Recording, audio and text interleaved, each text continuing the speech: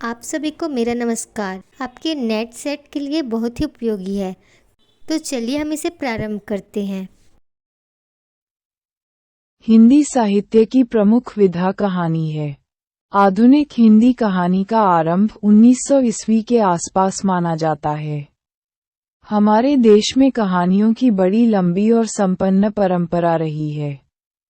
कहानियों से श्रोताओं को मनोरंजन के साथ साथ नीति का उपदेश भी प्राप्त होता है। प्रायः कहानियों में असत्य पर सत्य, अन्याय पर न्याय और अधर्म पर धर्म की विजय दिखाई गई है। हिंदी कहानी के विकास का अध्ययन करने के लिए हम कथा सम्राट प्रेमचंद को केंद्र बिंदु मानते हैं। प्रेमचंद के पूर्व की कहानी, प्रेमचंद युगीन कहानी, प्रेमचंदोत्तर कहानी, नई कहानी, सचेतन कहानी, समकालीन कहानी, अकहानी, समानांतर कहानी आदि के रूप में इसके विकास को देखते हैं। एक माधवराव सप्रे का परिचय। माधवराव सप्रे 1871 से 1926 हिंदी के आरंभिक कहानीकारों में से एक है। सुप्रसिद्ध अनुवादक एवं हिंदी के आरंभिक संपादकों में प्रमुख स्थान रखने वाले संपादक है।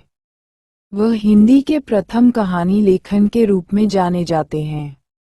माधवराव सप्रे का जन्म सन 1871 ईस्वी में दमोह जिले के पथरिया ग्राम में हुआ था।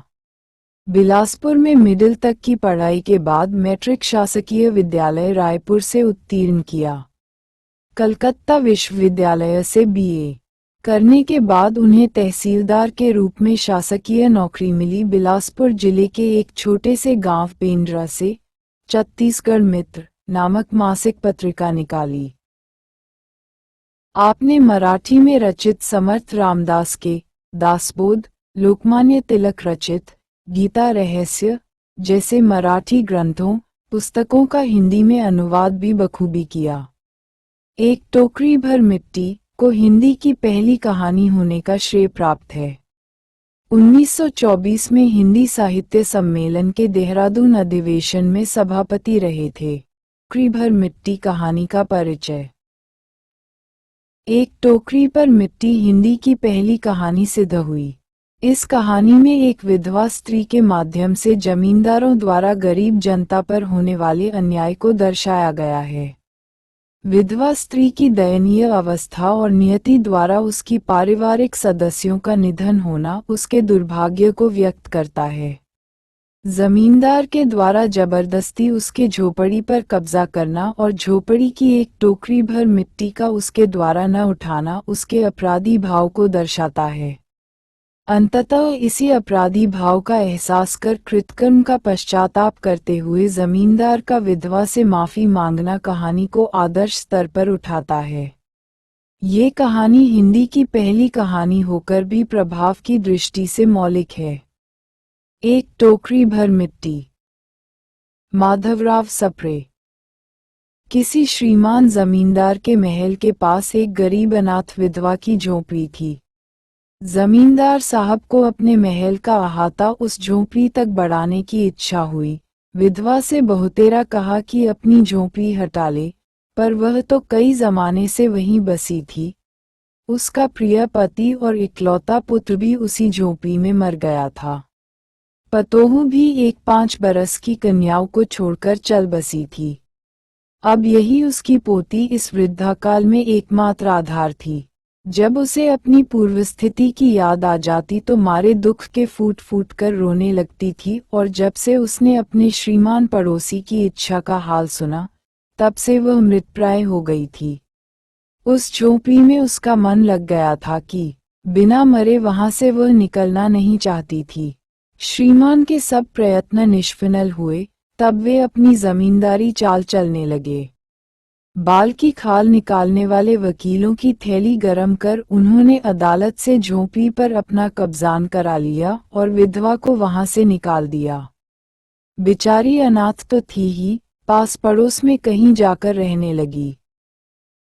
एक दिन श्रीमान उस झोपड़ी के आसपास टहल रहे थे और लोगों को काम बतला रहे थे कि वह विधवा हाथ में एक टोकरी लेकर वहां पहुंची। श्रीमान ने उसको देखते ही अपने नौकरों से कहा कि इसे यहाँ से हटा दो। पर वह गिड़गिड़ाकर बोली, महाराज, अब तो ये झोंपड़ी तुम्हारी ही हो गई है। मैं उसे लेने नहीं आई हूँ। महाराज क्षमा करें, तो एक विनती है।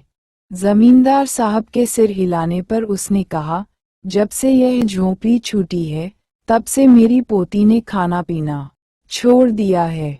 मैंने बहुत कुछ समझाया पर वह एक नहीं मानती।